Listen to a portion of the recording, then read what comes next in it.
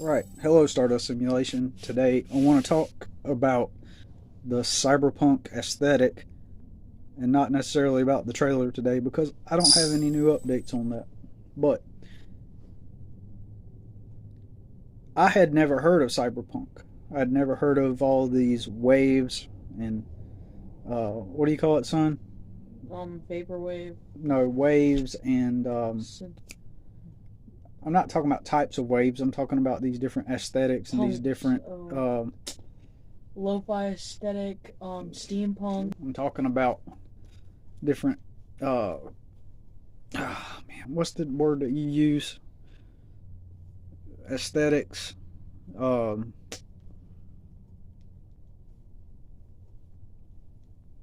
Or dreamcore, glitchcore. That's the so thing. they are aesthetics. Yeah. Okay. All right. That's what I was trying to tell you. Well, yeah, I was thinking that there were different. I don't know why.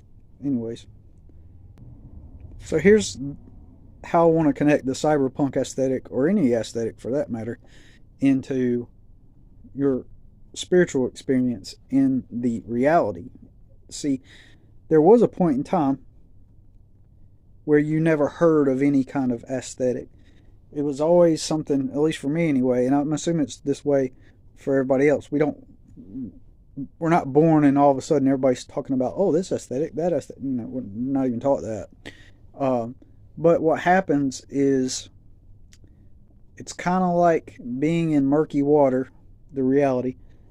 You're in this murky water, and as you come to the surface more and more, it gets clearer and clearer, and imagine the water just gets more clear. Well, you begin to see reality more clearly and how it works, and along that path, as reality becomes more clear, certain things start to emerge that you kind of either subconsciously or consciously manifest. And one of those things is the cyberpunk aesthetic. And this started happening after I became aware, after 2010, when I'd met the girl from Starbucks, is when it really started to, or even before that, there was this, in 2009, this tonality that everything seemed to have, especially at night, as if I were in a movie and there was a filter, as you can put filters on videos.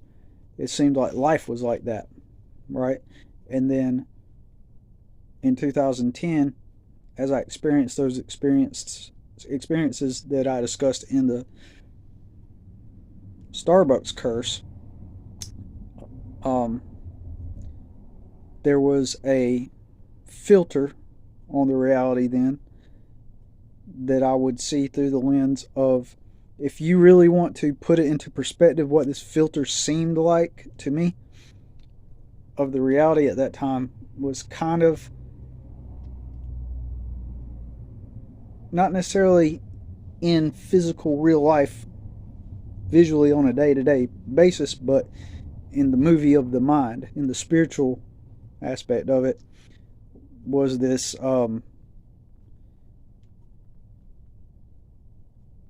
kind of liminal spaces type of aesthetic that would manifest itself sometimes through Silver Sun Pickups songs and the sounds that they would make in the songs, and just the way the songs were created in the first place. And then, funny enough, if you go look at one of their albums, like Neck of the Woods, I believe it was, it's got an old house sitting there all by itself, and it appears to be like a liminal space.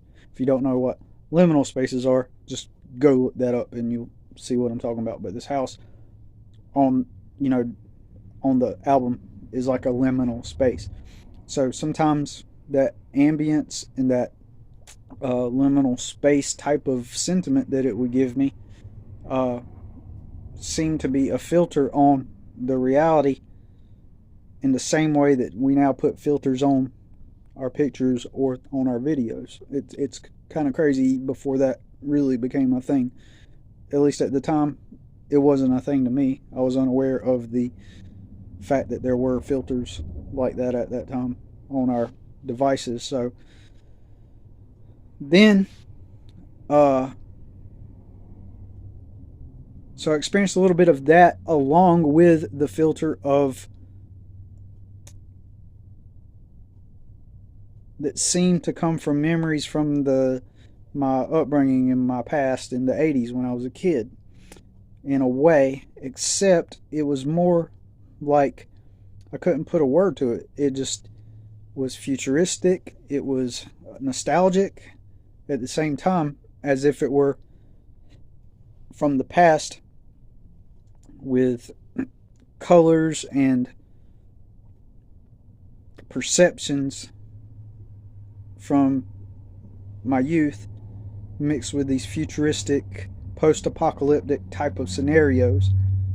And I wasn't even into Cyberpunk or anything like that, though I did watch like Total Recall, the one with Arnold Schwarzenegger in it. I watched that one when I was younger, so that had some kind of cyberpunk type of aesthetic to it. So you could say that those memories of movies like that were stuck in my mind, connected to a type of nostalgia where it would make me experience that. But I didn't know it was like a thing. I didn't know it was a thing that people were actually into, and that there was a label for it or anything like that. It was just something I viscerally experienced, as if the reality was trying to assemble itself and trying to create itself.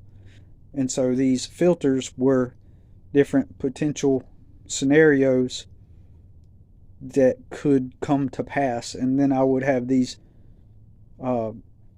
visions of other worlds and alternative realities that I believed existed on higher planes, or they were future versions of yourself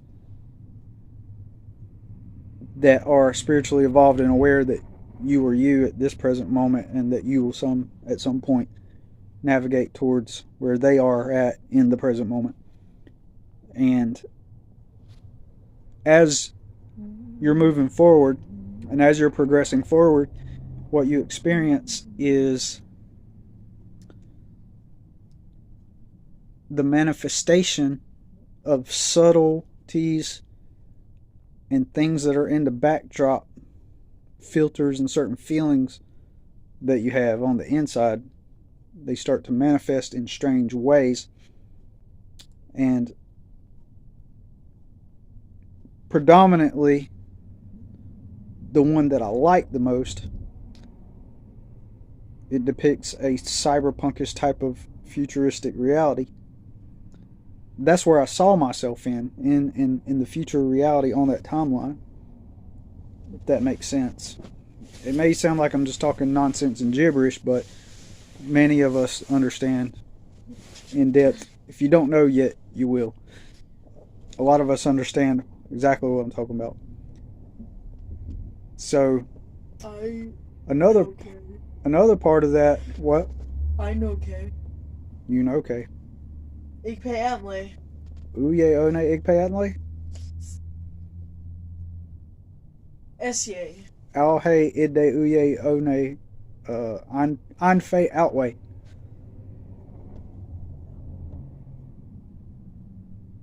Alhe. How?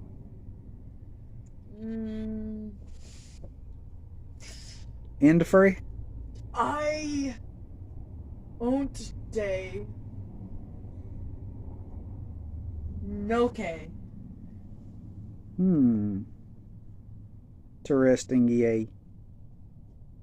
I don't know if I said that right, but anyway, so one of the things that begins to manifest is these different filters.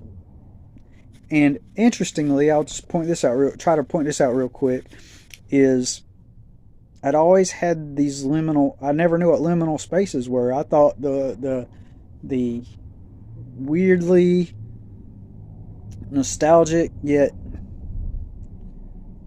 I don't want to. Some people call it creepy. I don't think creepy describes it, but just this empty, nostalgic type of feeling mixed combined with a certain type of look and feel. From a certain type of different looks, basically would manifest itself, and I thought nobody could understand what I was talking about, and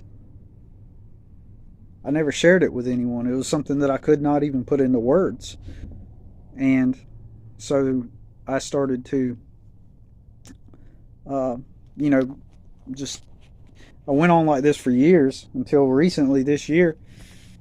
I seen a video about the liminal spaces, and so it manifested. It manifested in the people. There are other people that understand it and they get the liminal spaces. So then, so there are elements of liminal spaces that in an odd way are fun, and it's fun to talk about. And especially when you meet others that get it and are consciously aware of their own experience in that.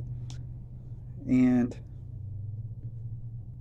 in my cyberpunk reality, I kind of part of it there are these liminal spaces. I did a painting once where I did like a cyberpunk setting, and it was like a coffee shop, and then there was like some windows of people just sitting there, and it reflected a liminal space. But I didn't know the term at the time for how to describe that, but that's what it was. Did a couple paintings like that. And the last time, I don't want to talk about that. So that liminal space thing led to me learning about something called backrooms. And so there's just endless hallways that you go through forever and forever, and until you find a way out somehow. And it could go on for virtually or almost infinity, eternity, or something like that. And some people believe that Backrooms depends on how much you walk. It depends. If you walk for a certain amount of distance, it'll teleport you to a new level, kind of like a video game. And there's a teleportation element to it, right? So, interestingly, the liminal spaces thing led to backrooms. And then shortly after that, my son started talking about backrooms. Something, and it's kind of like a liminal spaces type of thing. So it quickly manifested through my son telling me about it, and it came into my reality. Both me learning about it, and then a month later he's talking about it. Something I've never heard anybody else talk about, just suddenly is there, manifested. And then I've known it since like 2019. Yeah, and so I'm just now, it's always something that's been there in my mind, but never experienced anybody else knowing it. So what I'm saying is all this reality begins to amalgamate, all these little particles or parts or fractiles, begin to manifest. And then shortly after that, a new channel I started to follow, completely unrelated to any of this stuff, although it does talk about, the reality and how it works. He posted a video about the backrooms, just out of nowhere. If I can remember the name of that channel, I'd tell you, but I'd have to. I just don't remember. But brand new. So, anyways, I just thought it was interesting, and the cyberpunk predominantly is the aesthetic with the ambience and the look and feel that I'm going for, and decorating and fixing up this trailer to make it look more like that. But it's almost like it's a real place, and I kind of feel that the act of me beginning the process of doing this decorum in this manner is kind of part of that, me spiritually being aligned with that timeline and that coming to pass. Kind of like what I experienced then as a premonition of the future is now actual reality manifesting. The fact that long story, but I manifested my son living with me, and then like 2 or 3 days later, he was living with me, and it's been that way for the past going on 2 years. So definitely some real stuff to it, and these are just some musings and ramblings about